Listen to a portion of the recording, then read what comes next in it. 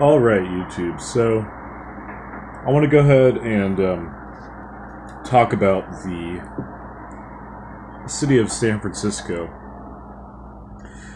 and talk about basically why I don't know, I don't think that they're going in the right direction, you know.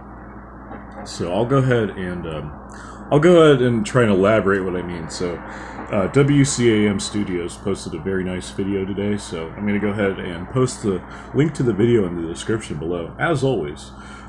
So check that out. It's a really good video. The city of San Francisco has begun to move steps closer to basically granting illegal immigrants the right to vote.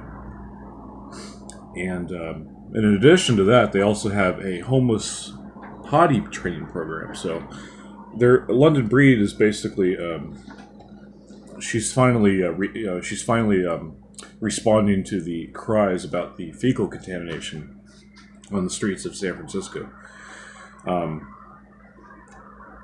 And her solution is basically to professionally potty train these folks. Good luck with that. It's not going to happen.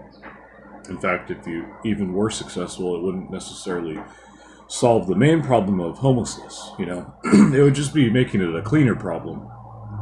You're still going to have all the other troubles that come with homelessness in your city. Especially if what is it, 88% homelessness rate? What does that even mean? Does that mean that there's 88% of the people in San Francisco are homeless? Is that what that means? Is that how insane it's gotten? That'd be pretty bad.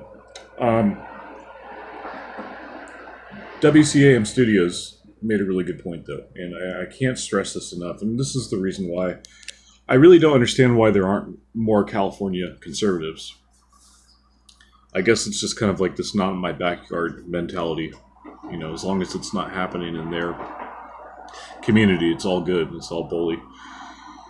But if the city of San Francisco is basically putting all this effort into potty training, the homeless people, and also granting illegal immigrants the right to vote, you know, just a few years after Kate Steinle was shot by an illegal immigrant, and this is, you know, kind of the way you reward them.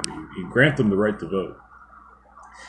It doesn't make... I mean, it makes sense. It actually makes sense. I'm not going to actually sit here and pretend to not understand the problem. I get it. You know, I understand the philosophy behind it, the political philosophy, but it's evil. You know, let's just go ahead and agree on the fact that it is evil. The political philosophy behind it, if I could maybe try and widen this picture a little bit, this political philosophy of putting the lower class, like basically prioritizing their needs before the middle class's needs, the working class. It's, in a way, it's Marxism at work. Marxism is basically cancer, and in order to have Marxism be a successful philosophy played out into reality, you need everybody to be on the same level. So think about that for a second. Think about the fact that they want the homeless people and the middle class to basically be intermingled. You know, kind of going into this Agenda 21 stuff with the human settlement zones, or human settlement regions, I think is the name. This seems to be Agenda 21 at play, and I don't really talk about that a lot. I should more. In fact, it's actually a very important thing. If you're going to talk about conspiracy theories, Agenda 21 is an actual documented.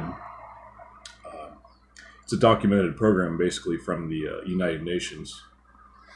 It's what is it? It's like a program for, as they call it, sustained development. But what they mean by sustained development is population control. And I don't even want to go into that, because that's a whole other thing. But in order to get to that, you need to have everybody be on the same level. Do you understand? I mean, it's kind of like that. It's not so much that they want to elevate the status of the homeless. They kind of want everybody to be on the same level. They want everybody to be homeless because they're going to have more power over you. At least those who can't afford it. You know, this is what's happening. I mean, people are leaving San Francisco for many reasons. You know, the rent's very high, and you know, the communities, the streets are just getting worse. You know, with crime and homelessness. It's very frightening to know that your own city government is not concerned about your needs, the middle class's needs. You know, because all the rich people, they live up in like Noe Hills and Twin Peaks and all there. Like, they don't have to deal with it. But down there in like the Mission District, Castro, actually, sorry, not Castro, Valencia, basically just like the Mission District. That's probably, in my opinion, like the worst place. I don't live in San Francisco, but when I've gone to visit, Mission Street is generally very, very dirty.